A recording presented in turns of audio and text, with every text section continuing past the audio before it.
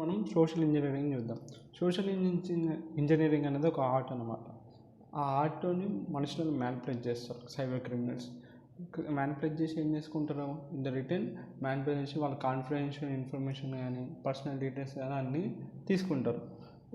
ఎలా ఇది ఎందుకు పనిచేస్తుంది సోషల్ ఇంజనీరింగ్, పీపుల్ ఎవరైనా ఈజీగా గుద్దిగా నమ్మేస్తారు కొంత మంచోళ్ళు.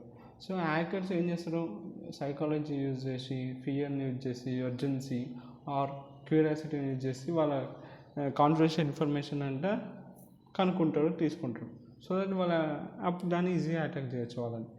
తర్వాత ఎగ్జాంపుల్స్ ఆఫ్ సైబర్ ఇంజనీరింగ్ వచ్చేసరికి ఎగ్జాంపుల్స్ ఆఫ్ సోషల్ ఇంజనీరింగ్ వచ్చేసరికి ఫిషింగ్, ఫేక్ ఈమెయిల్స్ కానీ ఎస్ఎంఎస్ కానీ పంపుతాడు.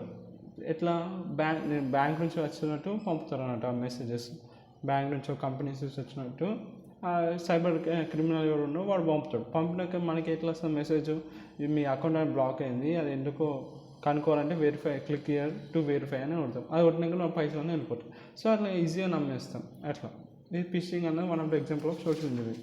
థర్డ్ వచ్చేసి vishing. The attackers calls you pretending to be from the bank. ఏం చేస్తాడు, ఫోన్ చేసి నేను బ్యాంక్ నుంచి అని మీ ఓటీపీ చెప్తారా కేవైసీ కోసం అనేసి అడుగుతాడు, నేను ఎస్బీఐ నుంచి అని.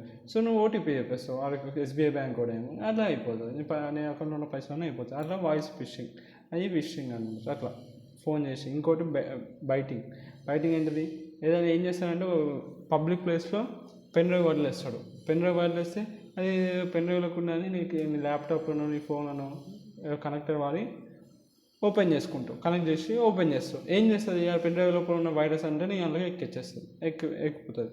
అప్పుడు ఆ వైరస్ ఇన్స్టాల్ అయినాక వాడు నీ ఇన్ఫర్మేషన్ ఆటోమేటిక్గా వాడు స్టోర్ చేసుకుంటాడు. అది బ్యాడ్.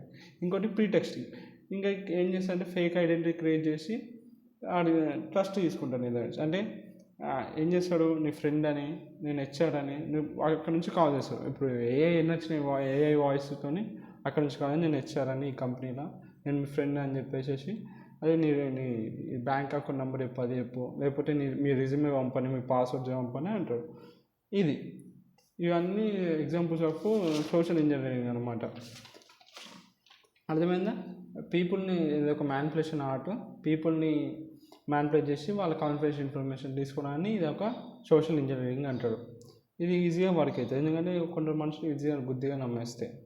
ఇది సైకాలజీ, ఫియర్, అర్జెన్సీ వాడి, క్యూరియాసిటీ వాడి గురించి కాన్ఫిడెన్స్ ఇన్ఫర్మేషన్ తీసుకొని సైబర్ అటాకర్స్ వాళ్ళపైన సైబర్ క్రైమ్ అనేది చేస్తాడు. ఇవన్నీ దాని ఎగ్జాంపుల్స్. ఫిషింగ్ కానీ, యూజింగ్ కానీ, బ్యాటింగ్ అండ్ ప్రీటెస్టింగ్.